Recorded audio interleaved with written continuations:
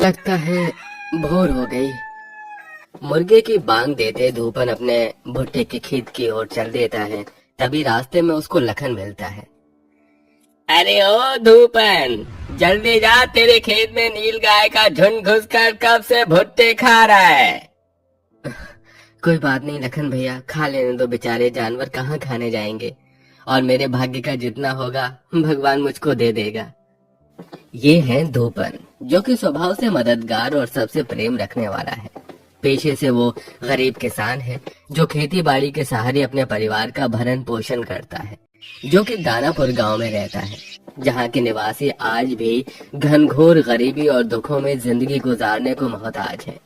खेत में पहुंचकर धूपन भुट्टों की खेती को देखकर खुश होते हुए कहता है, सारी बालियां फूट गई हैं, भुट्टे तोड़ने लायक तैयार हो गए हैं।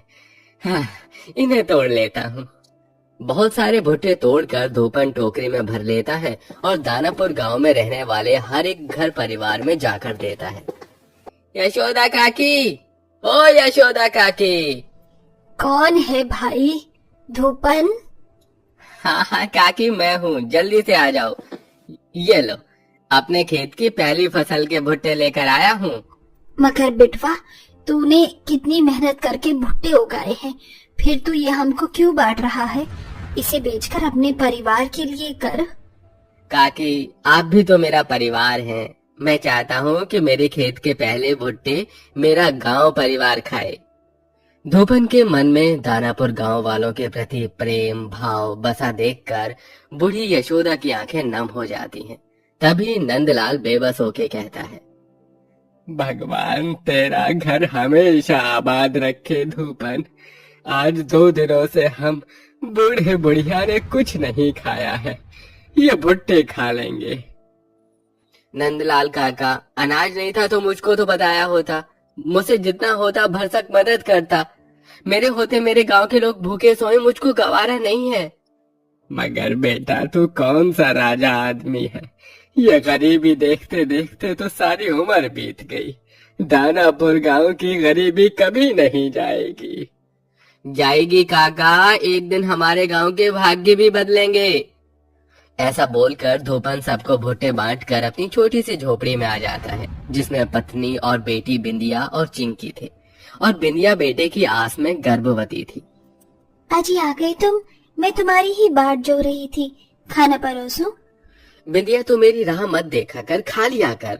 तेरा शरीर पहले ही कमजोर है और तू पेट से है।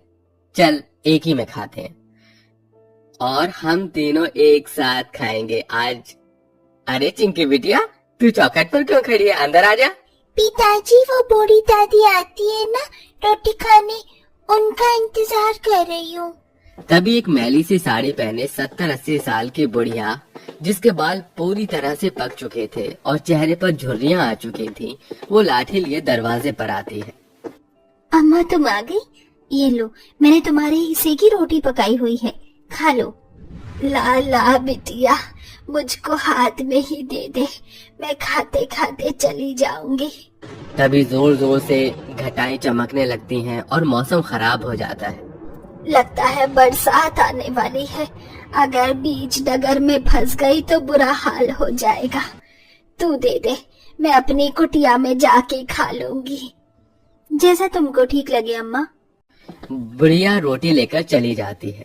तभी बहुत तेज की आंधी उठती है, जिसके बाद में बुढ़िया दिखाई नहीं देती। बारिश बरसने के चलते दानापुर गांव में रहने वाले हर एक निवासियों की फूस की झोपड़ी भीग जाती है और छत टपकने लगती है। तभी लखन की पत्नी चंपा थक कर कहती है, हे भगवान, पता नहीं ये सावन भादों का दिन क्यों आता है। जब भी ये बरसातों का मौसम आता है, हम गरीबों के लिए आफत पैदा करता है। पानी निकाल निकाल कर तो मैं उकता गई। काश कि हमारा गरीब गांव किसी राजा के नगर में बदल जाता, कुछ ऐसा जादू हो जाता। अरे तुम भी ना चंपा, कितनी बार कहा है खुली आंखों से सपना मत देखा करो। अरे हम सब का जीना ऐसे ही लिखा है भाई। किसी तरह सुबह तक बरसात थम जाती है और गांव के चौराहे में धूपन भुट्टा सेक कर बेचता है। भुट्टा खा लो भुट्टा, ताजा ताजा मीठा मीठा भुट्टा खा लो, खाओ 10 रुपए में भुट्टा, 20 रुपए में भुट्टा। तभी तेज तेज के बादल गरजने लगते हैं और फिर से बारिश आ जाती है।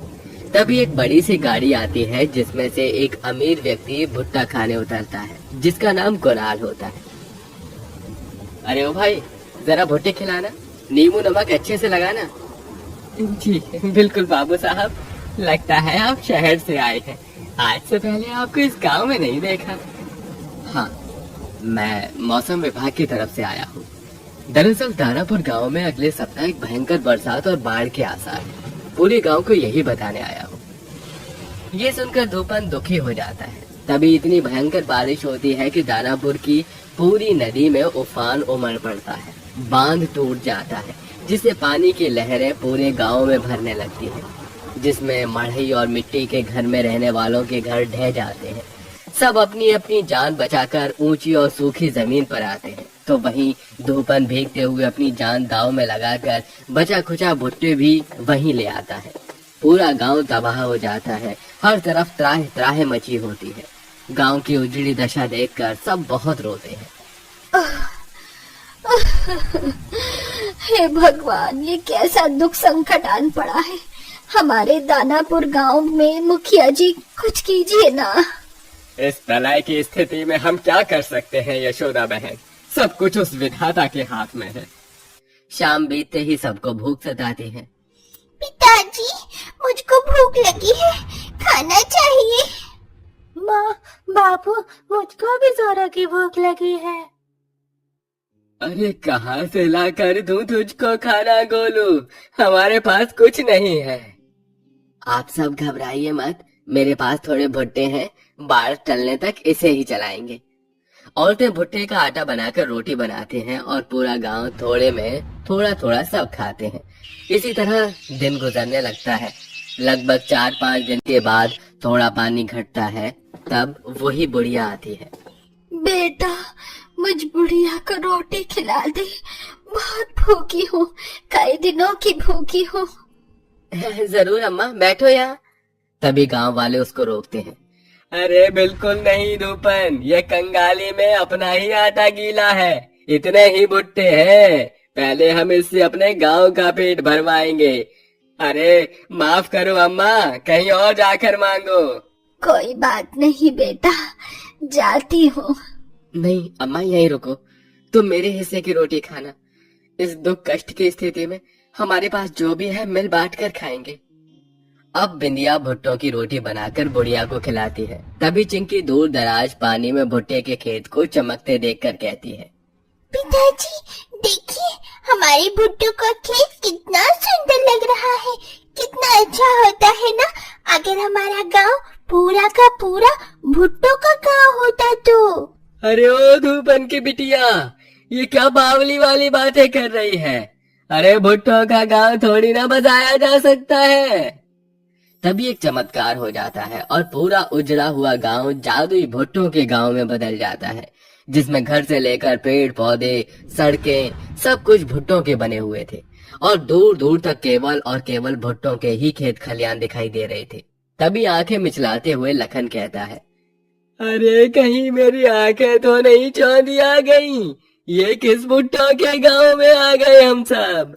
हाय दैया रे दैया, इसका मतलब मैं खुली आंखों से जो देख रही हूँ वो एकदम सच है। हमारा गांव जादुई भुट्टो का गांव हो गया है।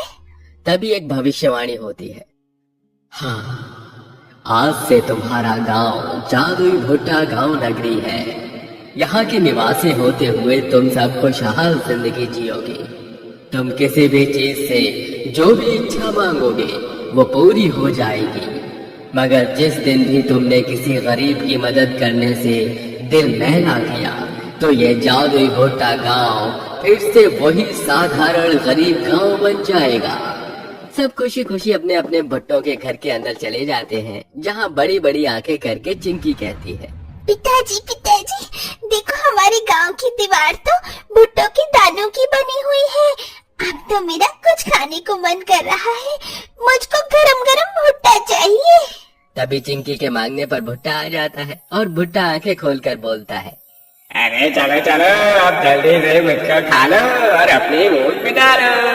अरे बाप रे, ये जादू का भुट्टा तो कैसे पटर पटर बोलता है।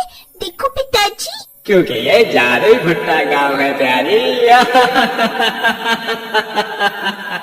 चिंकी खुश होके पेट भरकर भुट्टा खाती है। मेरा पेट भर गया, लेकिन मुझे अब अच्छे कपड़े चाहिए। देखो मेरी फ्रॉक फट गई है बिल्कुल। अरे बस इतनी सी बात, देखो हमारे तन पर कितने सारे कपड़े हैं। अरे रुको रुको, तुम्हें कपड़े देता हूँ। जादुई भुट्टा गाओ, तारों की छाओ, ऐसे कपड़े दो प्यारी बच्ची को कि जमीन पर रहे ना उसके पाँव। जादू भुट्टा जैसे इन पहेलियों को बुझाता है तो बहुत सारे कपड़े आ जाते हैं। तो वहीं बाकी सारे गांव वाले भी अपनी अपनी इच्छाएं मांगते हैं। अब सारा गांव जादुई भुट्टा गांव के अंदर खुशहाली से रहने लगता है, जहां किसी को कोई भी दुख नहीं था।